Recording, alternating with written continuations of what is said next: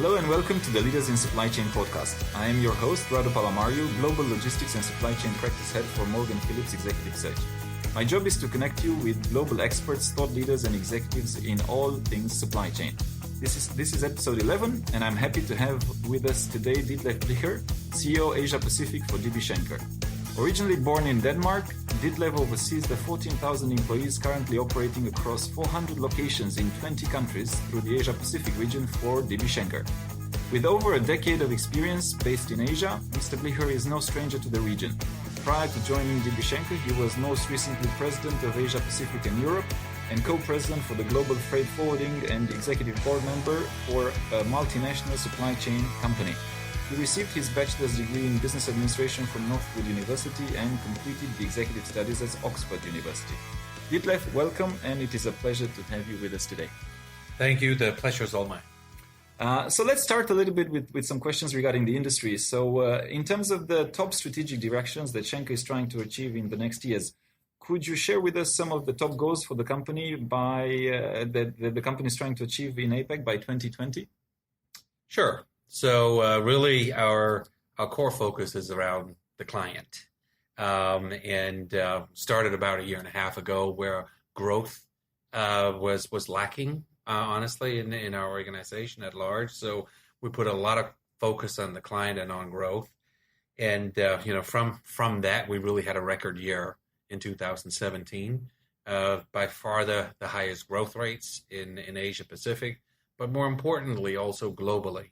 So every one of our 4 products we're growing globally. So we're very happy with that. Super. And obviously we're looking at the industry, and it's transformed radically in the last couple of years, and it's accelerating because of technology.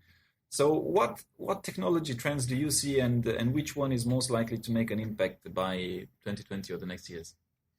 Oh, there's many that's moving, and we recently kicked off again a big focus on the many movements technologically that's occurring in our industry.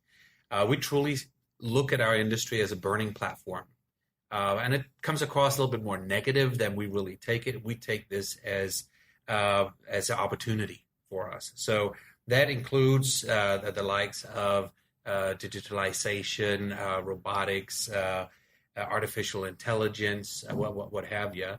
But more so, it's really about getting close with your clients and exploring what are all of these new things that are happening on the horizon, how we can apply those. As before, there's also a lot of hype involved in it, and it's essential that we have a methodical way by which to sift through what's happening and only apply the aspects that have a true value add. And in case of failure, then fail fast. So this is from our standpoint, it's not one aspect that we're focusing on, but we're very engaged in all of these very exciting things that are occurring. Okay. And then it is true that at the end of the day, technology is overhyped, or certain technologies are overhyped, and you need to make sure that it is something pragmatic and practical for the client before jumping full steam ahead. And what are some of the biggest challenges that you see logistics companies in general, and Schenker in particular, when trying to implement some of these technologies? Well, I think it's exactly that. It's selection. Mm-hmm. There's a whole plethora of company, of upstarts, of technologies, and there's a lot of pressure, from the environment in terms of pushing the needle forward. So I really think the biggest obstacle for us and for the industry, maybe for many industries right now, is to make meaning out of the madness. So our approach as an organization was we went through a filtering mechanism where we took the 140 leaders of the organization. We mapped out everything that we saw of the horizon that was of impact to ourselves and to our clients. And then we distilled that into 10 strategic beliefs, if you will. So these are areas that we believe are going to be really important to our clients or to us. That could be both technologically, that could be from a people standpoint, from many different aspects. And that has given us a good guide path for which to deselect aspects that we believe are hype and to select the things we truly believe that there's going to be an importance. And then map it to the DNA of the organization. Correct. It's a good way of doing it, obviously, and also, I mean, it ties very well in the client-focused approach that you mentioned earlier. So moving a little bit to that aspect, you are working with some of the top shippers and manufacturers in the world. What are some of their biggest challenges? What are some of their biggest problems that they are currently facing, and how is DB Schenker trying to address that? So I think many industries that we deal with, including our own, are changing on many different axes, if you will. So it's not a monochromatic problem or challenge or opportunity that we're looking at. It's essentially after certainly our industry have had relative stability in terms of how it's operated, how it's looked, and what the differentiators were, has been fairly stable over the past decades. All of a sudden now, whether it's technologically driven, whether it's consumer demand, we're seeing a lot of changes on on a lot of axes, as I call it, and this is happening simultaneously. So I believe the biggest challenge for us, as well as for many of our clients and friendly competitors, is to shift from a stable environment where optimization, was critical, into being more agile. How do you create a culture that becomes comfortable with failing or failing quickly, as I mentioned before? That's very much a cultural component, more so than a singular technology, if you will. And this is something that we've really put as our preeminent focus. That's around getting that culture to shift from being precision focus and stability into really embracing the future, embracing new aspects on an ongoing basis, and take them from being potentials into being actual value adds for ourselves and our clients. Yeah. And I mean, interesting to tap on what you just shared. I mean, I think that's happening throughout industries. Mm-hmm. Logistics has been for many years actually. You can call it a more traditional, steady industry. But now with technology, with all these startups, with all these smaller, nimble players that are very quick to adapt, that are very quick to innovate, everybody is being forced to step out of the comfort zone and try to match them. And yeah, and a lot of times it's not a very long duration that comes in place between activation to implementation. So I think that's crucial. Timing is crucial nowadays. And talk about new developments. I think you also we saw a lot of developments specifically about one solution that DB Schenker is very strong in, which is the rail solution. And there's been a lot of development between APAC to Europe. So can you tell us more about what DB Schenker is doing about that in the region? Yes, that's actually interesting because that's very much of an old economy technology, if you will. So rail has been in place for many years. Obviously, from our DNA, we're very close to rail from being part of German Rail or Deutsche Bahn. Only recently has the connection of Asia and Europe become really viable. We've been a pioneer and a market leader in that, and we're still a market leader, and it's become a real alternative, a real tool in the design of supply chains today. That's one component that's very important for us, and the second component is the Silk Road, if you will, or the One Belt One Road initiative, which is really focusing on not just the origin and the destination, but certainly also on all the points and all the markets between Asia and Europe. So we continue to lead in that regard, and very happy to share that just recently have we started perishable transport in our rail solution as well, into not just all the way but also to Moscow. Wow. Mm-hmm. Very good. And I mean, it's the One Belt One Road definitely is shaping already the routes and the trade zones are being established, and I think China is leading tremendously on that aspect, and it's good to capitalize on it and to get on the train, if you may, not get hit by the train. So it's a good product to have.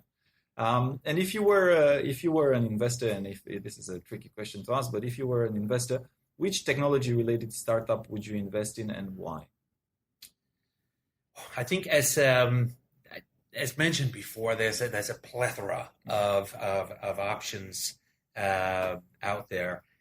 So as an investor, I think I'll be focused on one that would be focused on clients and capturing markets, and would also already have a captured customer portfolio, if you will. So there's many ingenious technologies out there or platforms that don't really get very far because they don't really have a client base with which to engage. So I see where there is a close connectivity to an existing client base that technology can help bring forward. So I think that access point is important, as well as just pure client centricity.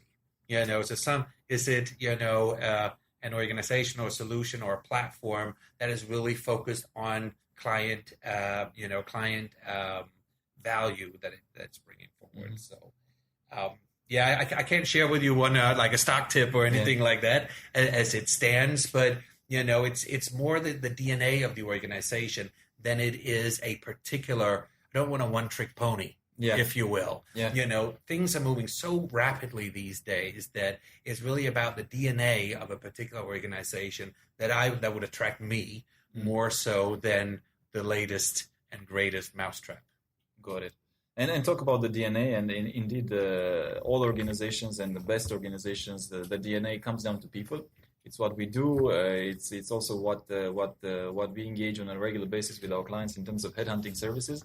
It's the same in Schenker, and I'm sure that to achieve all the goals that you've set by 2020, it has to be done through people. So in terms of finding the right skill sets to take the organization to the next level, what types of skills would you say are critical and you're trying to find, develop, or import into DB Schenker?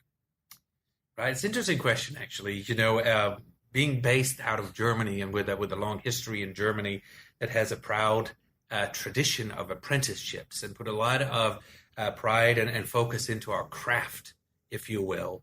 Unlike other places in the world where you don't have the system of apprenticeships or formal education within shipping and logistics, that makes us one of the best places to learn, as an organization, because we've got the formal basis of that.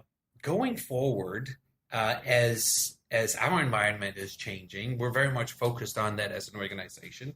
What becomes critical is adaptability. So we're looking at the DNA of the people that we're bringing into the organization. And also we are reviewing our structures internally. How do we make ourselves a lot more nimble and a lot more adaptable? In addition to that, there are particular skills, that are becoming more and more important. Some that didn't really exist, a couple of decades ago, and others that did exist but weren't really applied. So here we're talking about statisticians, computer engineering, quants, mathematicians, and the likes, which traditionally has not been in the DNA of a freight forwarder, but it's so important right now. The data analytics of our business, this is where there's so much upside potential. So we're deploying that at different levels in the organization, whether it's in central sort of innovation hubs that we have, some of which are purely internal, some of which are set up in collaboration with our clients, or throughout in our normal management ranks or in our internal trainee programs. These are some of the quote-unquote newer skills, if you will, that we're bringing to the table, in order to drive the organization forward. I think we're very focused on our organization needs to be really pushed forward from the ground up. You can achieve so much with a top-down approach, but when things are moving this rapidly, it's so important that you have an empowered and a diverse workforce in terms of skills and backgrounds that can capture these new trends and have the autonomy, if you will, to drive the organization forward. Yeah. And it's interesting that you mentioned the data science and data analytics capabilities. I think that's something that we are seeing from a headhunting perspective. We've been asked by clients across industries, so it seems to be like the mecca of skill sets. It's something that is fairly new. Very few people know how to do it well. But it's becoming more and more a differentiator between the businesses that succeed and the businesses that maybe don't quite make it, because it's the ability to really look in depth into your business, into your numbers, and withdraw some insights out of it to be able to action it. So it's interesting that you mentioned it as a focus point in DB Schenker as well. And indeed, this entrepreneurial mindset almost that you were talking about in terms of being able to be grooming or importing leaders that can have that capacity to be fast, to think fast, to fail fast, but fail quickly, and shift the business is again something that we're seeing also on the side of our business. But we also have obviously logistics. There's people that have been doing this for 20, 30 years as well. And what skills do you think they should be focused on? And it might be a little bit of an overlap, but the people that are already in the industry for many, many years, how can they continue to add value? How can they retrain themselves almost? I think it's important to also note from what we just mentioned before, you need both sides of the equation. You can't just have mathematicians or some of these new skills. It's very important, that you understand your clients, you understand the guts of supply chain, if you will. So within our existing, existing business and staff also in our industry that's been in the industry for a long time, my recommendation there would be, number one is not to be afraid, of these trends that are happening. It's very easy to be caught up in it being fearful, all of these changes and so on and so forth. When it boils down to it, when you peel back the onion, it's actually not that scary. So that challenge consistently is, and instead of being fearful of what's happening, embrace that and saying, okay, it's actually not that difficult. What it could do, and what the whole intent is, to make what we've been doing for our clients over the past decades, how do we optimize that? Here are some new tools that you're bringing to bear, if you will. So I think there is a lot of value that we already have in our organization and in our industry. Applying that with new technology, I believe, is the key. And also there's and again coming back to the practicality and pragmatism of the new technologies. And there's a few startups that failed on this principle, that they were too disconnected from the clients that they were trying to serve. So they were geeks, so to speak, that did not have the connection to the industry. So then, yes, you're trying to solve a problem, but without fully understanding the problem. So then you Exactly. have the risk of being too theoretical. And in terms of, if I'm to ask you also in terms of the leadership team in Schenker, obviously you're sitting on the most and you're leading the most one of the most successful and prominent regions, the APAC regions. But what attributes are you looking for when it comes to taking the company to the next level? What are you looking for in the guys in the team, in your team? So I'm looking for team members who do exactly what I mentioned, that has experience in who we are as an organization and what are the needs that we're trying to fulfill with our clients, and is excited about the future, that are seeing opportunities from this, to embrace the new technologies that we're applying. I think that's a number one. Always look for people that spend a lot of time and enjoy spending time with our clients and with our employees. This is where when things are moving very rapidly, you cannot be stuck in your box. You have to be out understanding how the needs, the wants are changing amongst us. Thirdly, I would say I have an absolute focus on a team methodology. That people are dedicated to making the team operate, particularly because our services are now becoming much more intertwined with those of our clients as well as our suppliers. So whereas beforehand you had very neat box, and this is vendor and this is customer, now those lines are getting a lot more blurred. So I think from that standpoint, a big focus on team delivery is important. If we had to talk a little bit also about the topic of culture, because it's key, it's important, coming back to also the DNA of an organization. You're obviously one of the top influencers for the Schenker culture. Are there some leadership principles that you follow in your day-to-day work?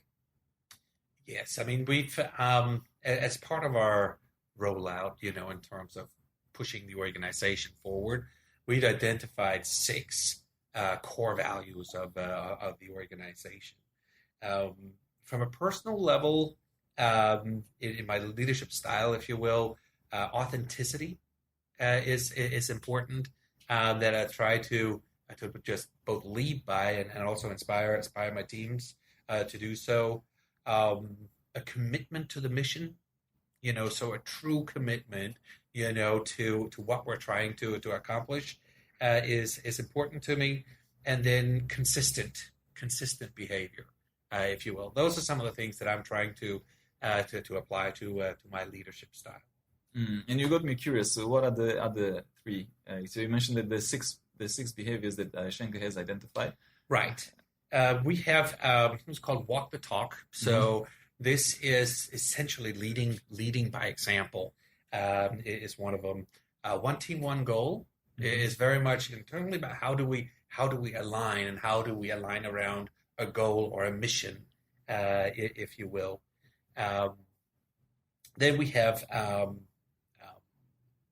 see if I remember, push limits. So pushing limits is really challenging the status quo. Whether it's with our clients, or whether it's internal, what's possible, what's doable, push ourselves out. Take clients further, and this is very much about customer centricity, and that we need to apply in everything that we're doing, whether you're working, in an in-house department or the like. And how many was that?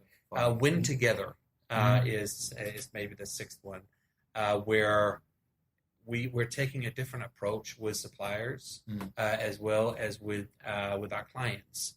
I've mentioned before that we have innovation labs set up with some of our large clients. We are now large clients of some of our clients, so it's a lot more symbiotic collaboration, that we're seeing, because everybody's ground seems to be shifting. So that degree of collaboration seems to be very much core of what we're doing. So those are, I think I mentioned all 6. Yes.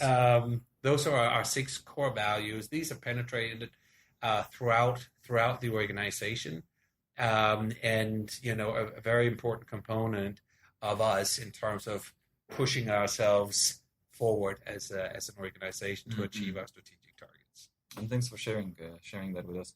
And what would be on the personal side? Obviously you're a highly successful executive. What is a personal habit that contributes to your success? Personal habit. I think, as mentioned before, trying to stay authentic. At the end of the day, can I look myself in the mirror? In terms of how I engage with clients, in terms of the promises that I make to our clients or to our teams, our people, and of course to our shareholder as well. Outside of that, personally, I take a lot of inspiration from running. So I both in terms of being able to push yourself, but it's also sort of meditation for me. I think very well when I run. When you get your body to operate in a certain manner, it frees up I think creative capacity. So those are maybe a couple of aspects that I can share with you. And do you have anything when it comes to staying, and it's a forever changing or changing ground, like you said, or shaking ground, but do you follow any sort of supply chain resources or websites or reports, or how do you get your information? How do you keep yourself updated?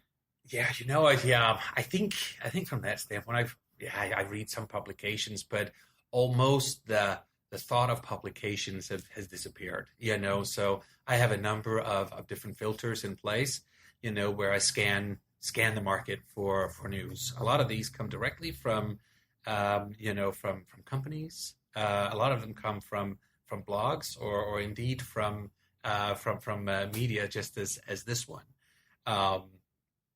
Other than that, in terms of publications, maybe more for general information are the likes of The Economist, or we're a German organization, so Handelsblatt is an important aspect, and then Seabury and different Journal of Commerce, those types of aspects. But I can't say that I have one or two or three sources of information anymore. I've got a couple of filters, that will scan a news feed for me, if you will. Mm. And if you could, we're getting to the last stage of the interview, but this is a very important question for the younger generation that's listening to the podcast. So if you could give some advice to a 23-year-old graduating university and wanting to achieve a great career in logistics, what would that be? I would say come talk to us. We are an organization on the move. We have really, I believe that we really pushed the organization mentally and culturally forward over the past 18 months, not just here in Asia, but this is truly a global phenomenon.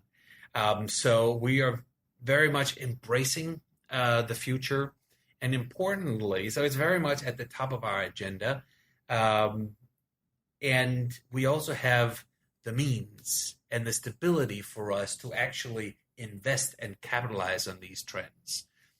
So we're methodical, and at the same time we're trying to apply some agility to that. So I would say come talk to us. We are very much focused on continue to be sucking up talent, if you will, in the market. And then I think from a personal stamp or piece of advice, maybe to new entrants into the people, regardless of what age that you may be, and be prepared for continuous learning, continuous adaptability and agility, as it were. So that would be my two cents on that. Thank you. And I mean, obviously the syntagm, I think, which is learn, unlearn, and relearn has never been as prominent as it is today. So I think that's something that we should all have very clear as a mantra nowadays.